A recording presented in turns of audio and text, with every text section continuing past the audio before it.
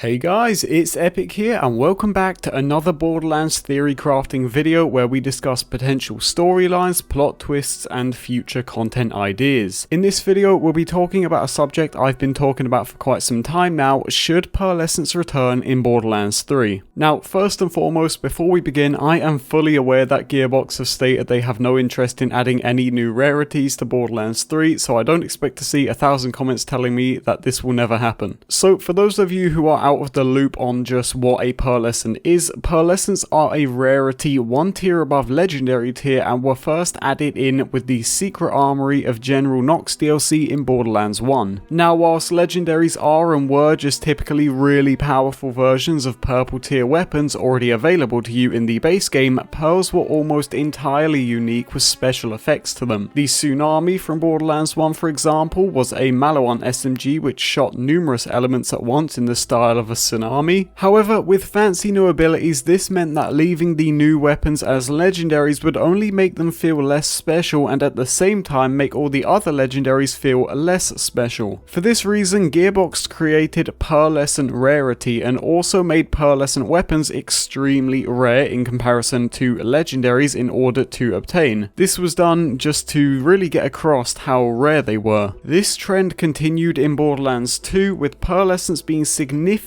less powerful than they were in Borderlands 1, surprisingly, due to just how many great legendaries there were which dominated the meta in Borderlands 2. Now in my opinion, this is the same state Borderlands 3 is currently in. One could even argue that Borderlands 3 does not need Pearlescents due to just how many great legendaries there already are. But the problem with this is that when you have a legendary which dominates the meta for so long, for example in this case the Lob, you gradually begin to see every player using the same weapon with the best stats available for it. And now believe me, I am not arguing that players shouldn't be entitled to farming whichever gun they want with whichever roles they want, but when half of the player base are all using the same piece of gear for endgame, it makes you wonder why they are using that weapon over every other weapon in the game. Now of course the obvious answer here is that if a weapon is good, then well, I'm gonna use it, right? And yeah, that's correct. And that's exactly why treasured weapons that hold such a high stance in terms of viability are often preserved for the top tier categories. It's the same reason Destiny has exotics and why Doom has the BFG as its top tier weapon, because it's those weapons that are well established as the best, the killing machines. It's what makes them so great. And you see, the problem with not having a tier above top tier, which in our case is legendary, is that when everyone wants to use the killing machine weapons instead of all of the other legendaries, Gearbox looks at that statistic as an error. All of a sudden, this top tier gun becomes a broken gun in their eyes, and what happens to broken things? Well, they get fixed, or in the player's case, nerfed. And the problem with doing this is that when you nerf every weapon into oblivion, you end up with a set of characters that all play the same because you forced your player base to find a new meta since you nerfed the last one. This is why top tier rarities are made. They're reserved for the best of the best and saved for the gear which deserves to be so rare that when you get it dropped, you instantly shout yes. Now I bet there's already been a few of you celebrating getting a really good Chaosan dropped to you from Drawn, right?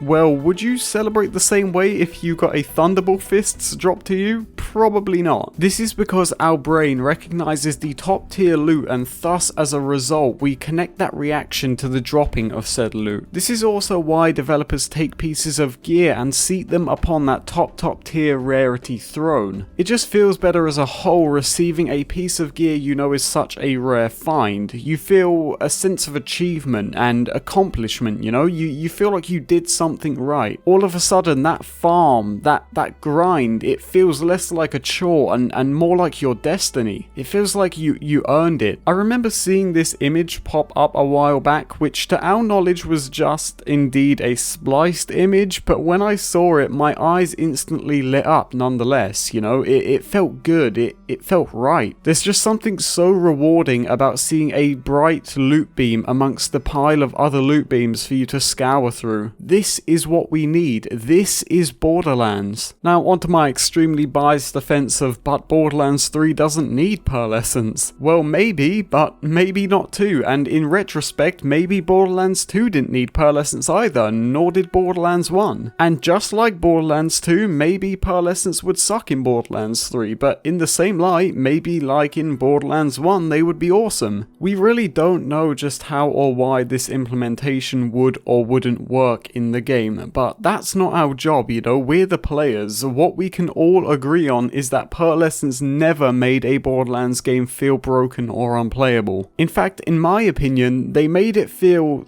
magical and special. I mean, just look at my reaction to getting a pearl dropped to me in a chest whilst doing an armory run on Borderlands 1. Because there's only 2 Lance here, I think. What the I just got another pearl. I just got a Bessie. What? No way. Yo, this is crazy. Yo. And I think on that note, this is a good spot to leave off this video on my part, but now it's time for you guys to play your part. I want you to tell me in the comment section down below why you think they should and shouldn't return in Borderlands 3. I'll be sure to pin the best one I see. But with that being said, you guys, thank you for watching this video. I wanted this to be a return to more of my older style content that I used to do, and if you have any ideas for the next one that we could discuss, then feel free to leave them in the comment section down below. But yes, with that being said, I really hope you guys enjoyed this video. Thank you for watching, thank you for your support as always, and have a nice day.